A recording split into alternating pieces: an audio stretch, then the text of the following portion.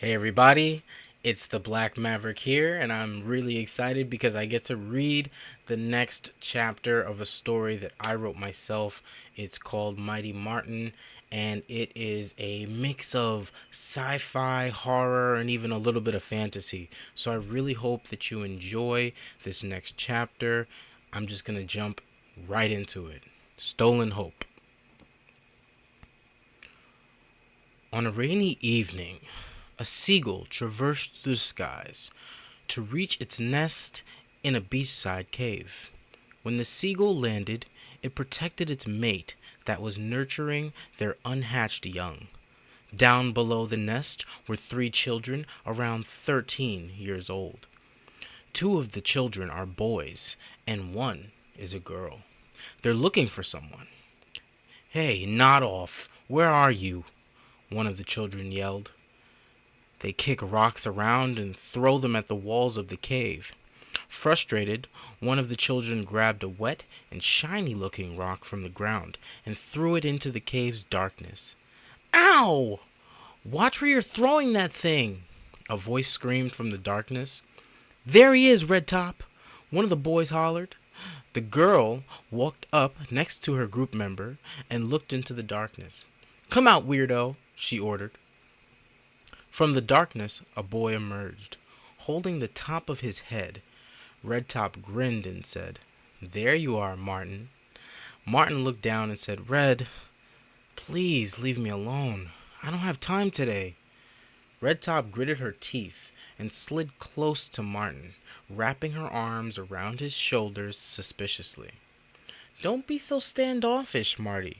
If I didn't know any better, I would think you were avoiding me," she said as her two goons punched Martin in the gut. He bent over in pain. "Ah! Come on, Marty. Where is it?" she asked. Martin looked to his side and says, "Where's what? Just leave me alone, Red." Red pulled a ring from Martin's pocket and said, "Ha! Here it is. I'm gonna make you pay for lying to me." She stomped on Martin's foot and her goons kicked him over. He fell and screamed, "No, Red, that isn't yours. You can't have it. Give it back." Redtop looked over at him and smiled. "Finders, keepers.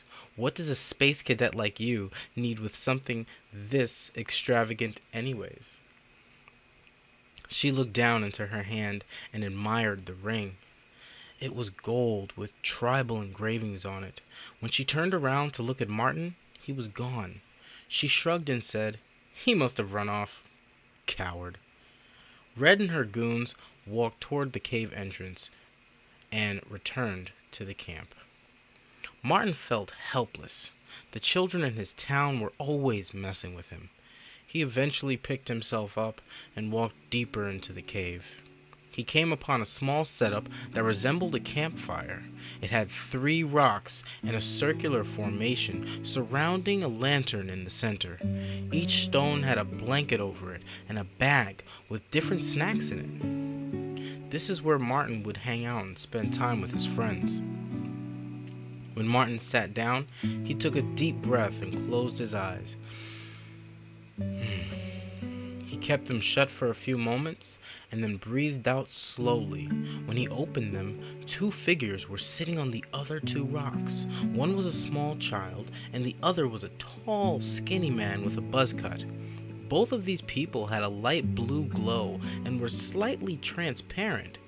They were spirits. Martin looked at the girl and said, "Hey, Annie, you haven't visited in a while. You okay?" Annie nodded and responded that her parents didn't like the idea of her spending time with the living. "They made me stay put for a while, but I figured a way out and came as soon as I could," she said. Martin nodded in understanding and said, "That's awful. Just because we live in different worlds doesn't mean we can't be friends. I can see you after all, so that should count for something. I'm glad you were able to make it. Hey, I found this new snack in the camp's pantry. It's super salty." Annie grinned because she loved watching Martin try new snacks. She couldn't eat them herself because she was no longer part of the physical dimension. She could see and hear living people, but she could not interact with them. Except, of course, Martin. You see, he was different. He could see spirits ever since he was a child. When he tried to tell others, they just assumed he meant the demons and moved on. But they realized that he meant something else when he got a bit older. The adults tell their children to stay away from him because they think he's dangerous, but he is the camp's friendliest and most caring person. As Martin dug in his bag of goodies, looking for the new snack, the spirit with the buzz cut spoke. "Martin, I saw what happened to you today," the man said.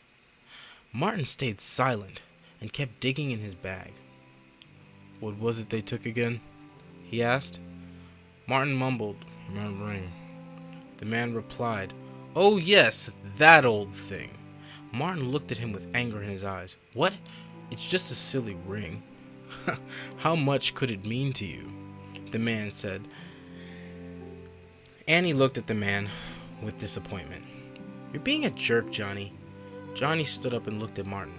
"I'm sure you can get another one. It isn't so bad." Martin screamed, "I can't get another one." Johnny leaned close to Martin with a grin and asked again, "Then how much does it mean to you?" Martin gritted his teeth and said reluctantly, "You know how much it means to me." Johnny raised his eyebrow, and his smile turned to a severe scowl. "Say it." Martin stood up and said, "It's my father's ring and the only thing he left me when he died. That ring means everything to me."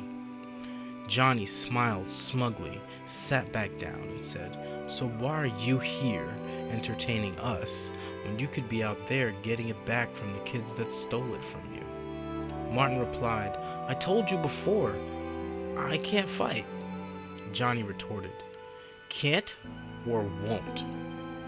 Martin looked down. Annie punched Johnny's arm and said, "Don't be so harsh, Johnny." Martin stood up, turned his back to them and said, "No, Annie, he's right. I could have fought back, but I didn't. I was afraid." Annie looked confused. "Afraid of what, Martin?" Martin responded, "Of letting my mother down. She made me promise not to fight like my father did. She told me once you light that fire, you can't easily put it out. I don't fight because I don't want to die like he did. He died fighting alone when he could have been here with us. We could have been a happy family." Johnny and Annie looked at each other with sadness in their eyes.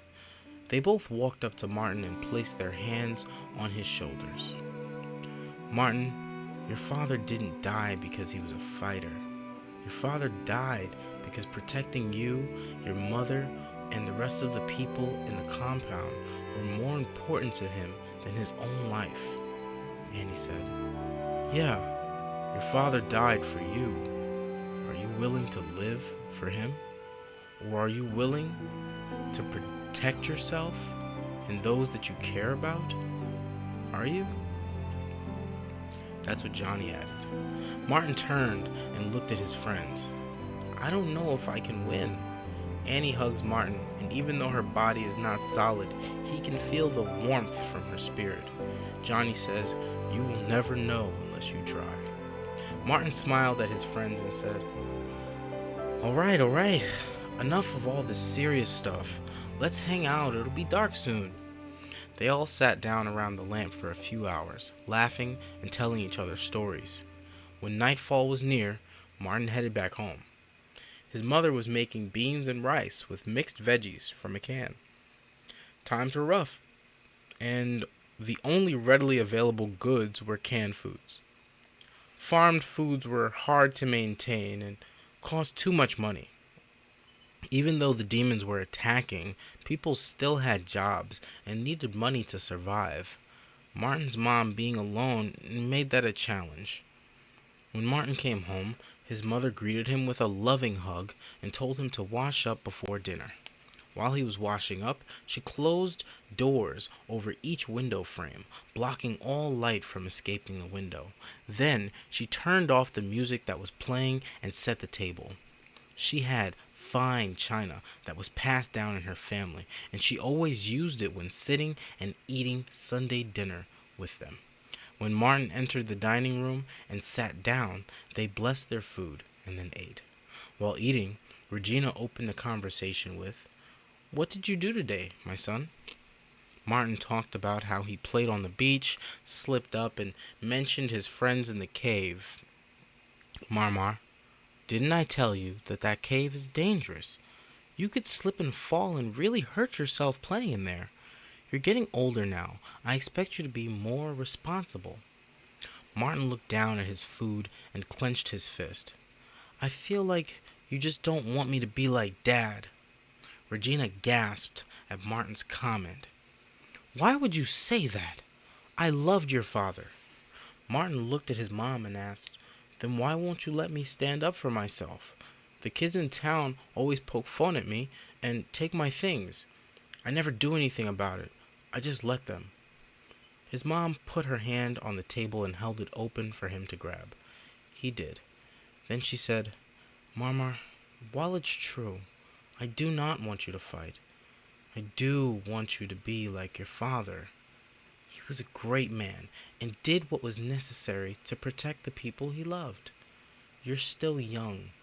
Nothing in this world you have is worth fighting over, especially nothing worth dying over." Martin let go of his mother's hand and said, "That's not true. Dad's ring is worth fighting over." Regina looked confused and asked, "Where's your father's ring?" Martin looked away and did not answer. Regina asked him once again, more sternly, "Where is your father's ring, Martin?" Then Martin told her what happened. He finished by saying, "I promise I'll get it back. I'll go right up to Red and tell her to give it back or else." Regina said, "No, I'll handle it. I'll call her mother and make sure she returns it to you tomorrow."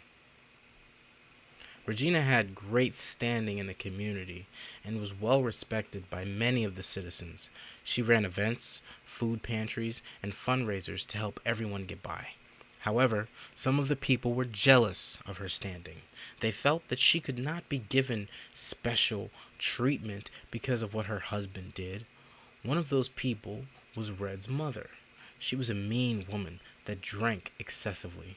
Red's father was a mechanic and worked long hours. He was always so tired when he came home that he didn't have the energy to help her with her addiction. Martin felt sick. He didn't want his mom to use her standing in that way. He wanted to solve the problem himself, but it didn't seem like he could get around it. The next day, Martin sat in the recreational area at the school. He watched the other children play and wished they would play with him too. Whenever he tried to play with them, though, they would push him away and make fun of him. When zoned in from his meditative state, he saw Red standing over him. "Get up, Marty. You are in it really deep this time. My mom yelled at me because you ran to your mommy for help," she said mockingly. "I'm gonna make you pay for that," she said while looking at her goons. Martin said, "I don't care, Red. I want my ring back. I'm tired of you picking on me. If you don't give it back, I'll... Red looked satisfied and said, "You'll what? It's 3 against 1.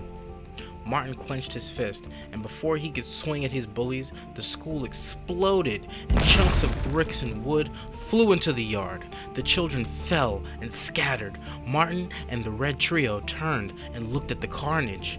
A 20-foot-tall beast jumped through the smoke and flames and landed in the yard. Adults began to create a formation around it and shoot at it. It blocked their fire and swung at them with its razor-sharp claws and elongated tail, sending them flying into trees and cars. When Red saw all of this, she pushed past Martin and ran away, knocking him onto the ground. Martin was stunned. He had never seen something so large. Before he could react, portals began to open around him. More monsters ran and flew through them, attacking the citizens and further destroying the area. Martin ran as fast as he could and tried to go home. When he reached his block, there were more portals and people running through the area in fear. He saw his home and ran toward it, calling for his mother. But before he could reach his home, a large portal formed over the home, and a gigantic creature with muscles as thick as duffel bags landed on the house, crashing through the roof and into the home. It began swinging its large war axe and tearing the house to shreds. Martin fell to his knees and screamed for his mother. He was in shock. He closed his eyes and took a deep breath, and when he opened them, he saw all the spirits in the area watching as the carnage ensued. They were powerless to help. When they noticed he was aware of them, they guided him away from the area to some place that was safe. Collective vehicles were rushing through the settlement now, shooting down demons and ordering everyone to head to the camp's barricade. Martin stayed hidden in the darkness of an alleyway with the spirits that were guiding him. He was crying and did not know what to do. He punched the wall in anger and hurt his hand. The sound of him hollering in pain alarmed one of the collective's operatives. A man walked into the alley wearing strange glasses. He was tall and wore a protective suit, but it looked lightweight compared to the soldiers' outfits. Martin stared at the man nervously. The man asked him, "Hey, how did you end up by yourself?" Martin said nothing. The man then said, "Come on, kid. It isn't safe out here. I'll get you somewhere safe." When the man drew closer to Martin, a device he wore on his belt began to ring.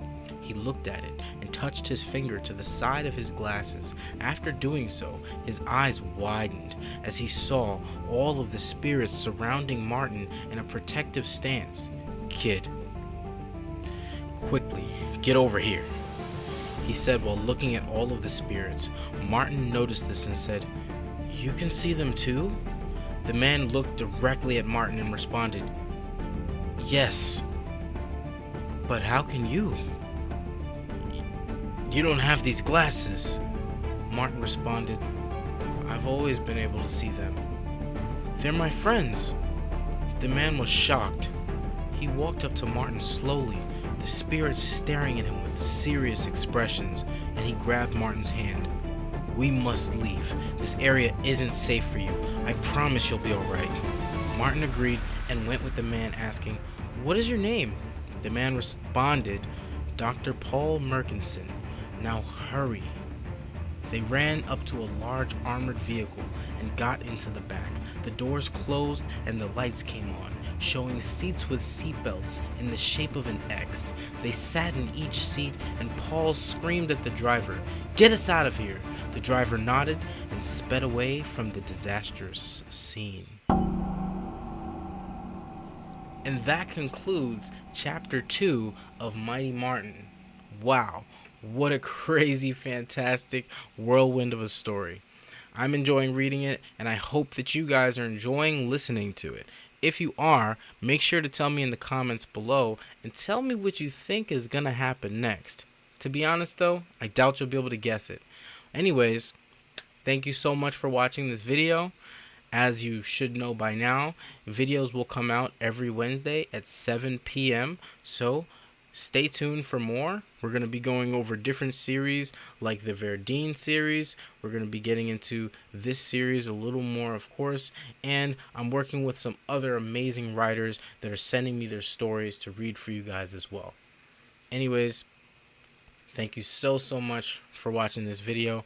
Don't forget to like, comment, and